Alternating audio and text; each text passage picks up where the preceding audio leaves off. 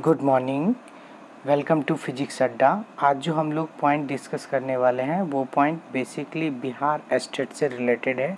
क्योंकि आप लोग जानते हैं कि बिहार स्टेट का जो एग्ज़ाम है वो कैंसिल हो चुका है। अभी रिज़ल्ट तो आने की संभावना बहुत कम है, अब आने की संभावना ही नहीं है क्योंकि कैंसिल हो चुका है। बहुत लोगों ने केस कर रखा है। देखिए अब निर्णय किसके पक्ष में आता है। अगर फिर से एग्ज़ाम ना हो तो वो बहुत अच्छा है, लेकिन अभी फ़िलहाल सिचुएशन को देखते हुए ऐसा तो लग रहा है कि एग्ज़ाम फिर से होने की संभावना है। एग्ज़ाम फिर से होने की संभावना है तो उसके मद्देनज़र हम लोग अपना सेट प्रैक्टिस करना चालू रखेंगे, ताकि फिर से अगर एग्ज़ाम हो तो हमको परेशानी का सामना ना करना पड़े। देखिए पहला क्वेश्चन क्या है, हम लोग फर्स्ट क्वेश्चन डिस्कस करेंगे। बोल रहा है निम्न में से कौन सी सदिश राशि नहीं है। तो आप सिंपल सा कॉन्सेप्ट जानिए कि वैसी राशि जिसमें परिमाण और दिशा दोनों हो सदिश राशि कहलाती है तथा सदिश योग नियम का भी पालन करती है। तो परिमाण का मतलब क्या होता है, जैसे मान लीजिए कोई लड़का 10 मीटर दौड़ रहा है तो 10 जो न्यूमेरिक वैल्यू है वही उसका परिमाण होगा। और देखिए अगर हम स्टेटमेंट बोलते हैं एक लड़का 10 मीटर औरंगाबाद की तरफ चल रहा है, इसका मतलब 10 मीटर उसमें ये परिमाण का काम करेगा, दिशा औरंगाबाद की ओर है तो वो सदिश राशि हो जाएगी। अगर हम बोलते हैं एक लड़का 10 मीटर जा रहा है तो वो अदिश राशि है, क्योंकि यहाँ पे दिशा का निर्धारण नहीं है। तो अब देखिए इसमें सबसे पहला आंसर जो है आपका दिया हुआ विस्थापन। तो विस्थापन क्या है, ये एक सदिश राशि। क्यों? क्योंकि अगर हम विस्थापन की बात करें, मान लिया जाए एक पॉइंट है ए, ये पॉइंट है बी, तो ए से बी के बीच की जो न्यूनतम दूरी है यानी ये वाला पथ जो कि ज़्यादा डॉटेड कर रहे हैं यही विस्थापन है। इसमें देखिए यहाँ से यहाँ का कुछ ना कुछ दूरी होगा यानी परिमाण है, और दिशा भी फिक्स है इनिशियल से यानी प्रारंभिक बिंदु से अंतरिम बिंदु की ओर। तो विस्थापन एक सदिश राशि है। उसी प्रकार त्वरण की बात करें, त्वरण बराबर होता है वेग में परिवर्तन की दर, यानी वेग भी एक सदिश राशि है। तो वेग बटे समय, तो इसीलिए त्वरण भी एक सदिश राशि होगी। फिर हम बात करते हैं चाल की। चाल बराबर होता है दूरी बटे समय। सबसे पहले देखिए विस्थापन और दूरी में क्या फ़र्क है। यहाँ पे दो पाथ दिखाएं, एक ए बी और दूसरा ए सी बी। ए सी बी में देखिए कुछ समय बाद दिशा जो है वो परिवर्तन हो जा रहा है, यानी इसका मतलब इसमें निश्चित दिशा नहीं है। तो दूरी में क्या है, निश्चित दिशा नहीं है, तो इसका मतलब चाल बराबर होता है फॉर्मूला, चाल बराबर क्या पढ़े हैं, दूरी बटे समय। तो दूरी बटे समय यानी इसका मतलब दूरी अदिश राशि है और समय भी अदिश राशि है। अदिश बाय अदिश ये अदिश राशि होगा। तो क्वेश्चन पूछ रहा है कौन सदिश राशि नहीं है, तो इसमें आंसर होगा चाल।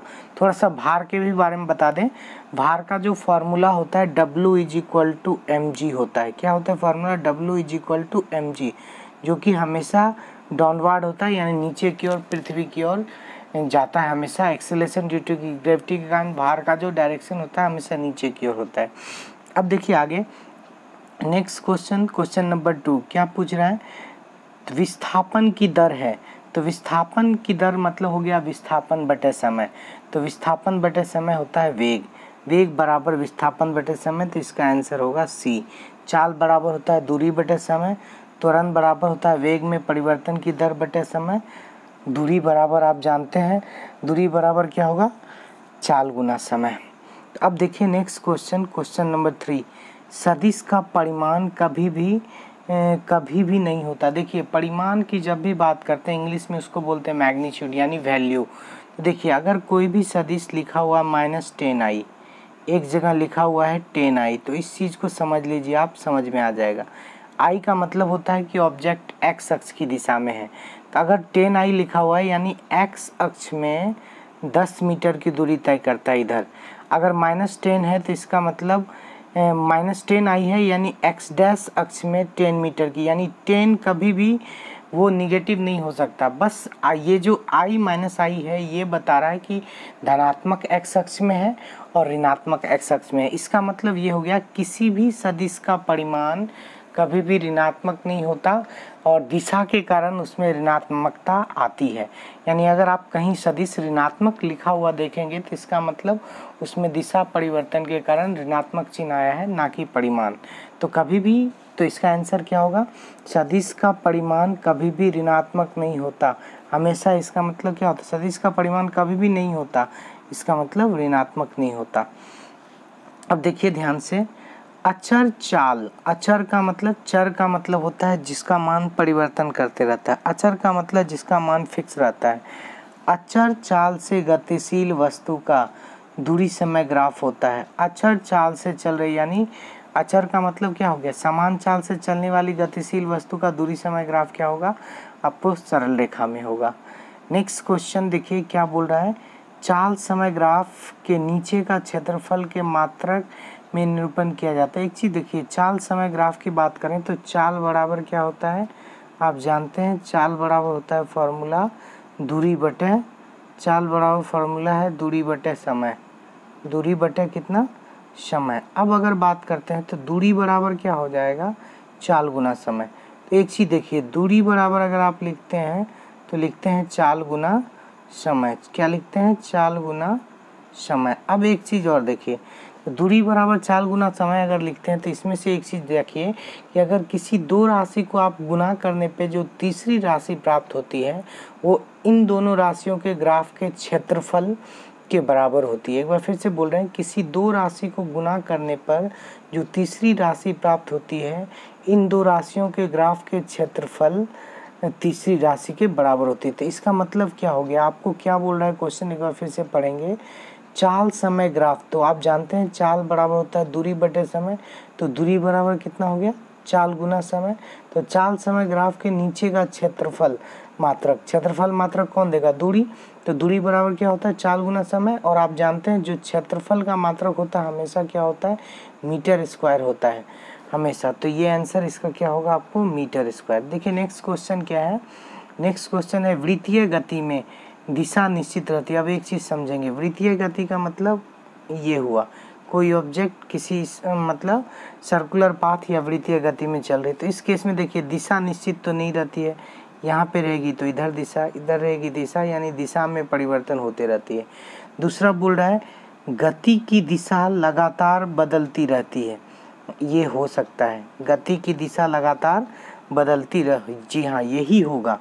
त्वरण, त्वरण वो तो डिपेंड करता है किस पे, कि वेग असमान है या समान रूप से, तो वो नहीं दिया हुआ, सिर्फ दिया हुआ वृत्तीय गति में। तो आप जानते हैं गति की दिशा कभी भी निश्चित नहीं हो सकती, गति की दिशा लगातार बदलती रहती है। 6 का जो आंसर होगा वो होगा आंसर बी, गति की दिशा लगातार बदलते रहती है। नेक्स्ट देखिए ओमेगा संकेत है, ओमेगा किसका संकेत है, आप 9th क्लास में पढ़े होंगे, भी बराबर आर ओमेगा। भी जहाँ रेखीय वेग है, आर जो है रेडियस है, त्रिज्या जिसको बोलते हैं, ओमेगा हम लोग बोलते हैं कोणीय वेग, यानी रेखीय वेग और कोणीय वेग में संबंध है भी बराबर आर ओमेगा, जहाँ भी रेखीय वेग है, आर त्रिज्या और ओमेगा कोणीय वेग है। तो आप देखिए ओमेगा संकेत है किसका, कोणीय वेग का। त्वरण का मात्रक क्या होता है, तो आप जानते हैं त्वरण बराबर होता है वेग बटे समय, त्वरण बराबर क्या होता है, वेग बटे समय, त्वरण बराबर होता है वेग बटे समय। तो आप जानते हैं वेग का मात्रक है मीटर पर सेकेंड बटे समय, तो यानी हो जाएगा इंटू सेकेंड, यानी त्वरण का मात्रक होगा मीटर पर सेकेंड स्क्वायर। त्वरण का मात्रक कितना हो जाएगा, मीटर पर सेकेंड स्क्वायर। तो इसका जो आंसर होगा वो होगा 1 नंबर। अब देखिए क्वेश्चन नंबर 10 क्या बोल रहा है, एक समान वृत्तीय गति में, एक समान वृत्तीय गति में एक समान वृत्तीय गति हो रहा है। तो अब यहाँ पे देखिए ध्यान से इस चीज़ को समझना है, चाल और वेग किसको कहते हैं, वेग बराबर होता है, आप जानते हैं वेग जो है एक सदिश राशि है जिसमें निश्चित दिशा होती है और परिमाण भी, जबकि अगर हम इस चाल की बात करें तो वो अदिश राशि है। इसका मतलब एक चीज़ ध्यान से देखिए, अगर कोई भी वस्तु इस सर्कुलर पाथ को यानी एक समान वृत्तीय गति में चल रही है तो चाल हमेशा, चूँकि चाल का जो मान है वो दिशा पे निर्धारित नहीं होती है, चूँकि हम जानते हैं वृत्तीय गति में हमेशा दिशा चेंज करती है, लेकिन हमको दिशा से मतलब है ही नहीं, क्योंकि अगर हम चाल के बारे में सोचें तो चाल का वैल्यू दिशा पे निर्भर नहीं करता, तो चाल हमारा क्या होगा, अचर होगा, जबकि वेग क्या होगा, वेग का वैल्यू हमेशा परिवर्तन करेगा। तो इसका आंसर होगा चाल अचर और वेग चर, 10 का सी, आंसर 10 का क्या होगा, सी।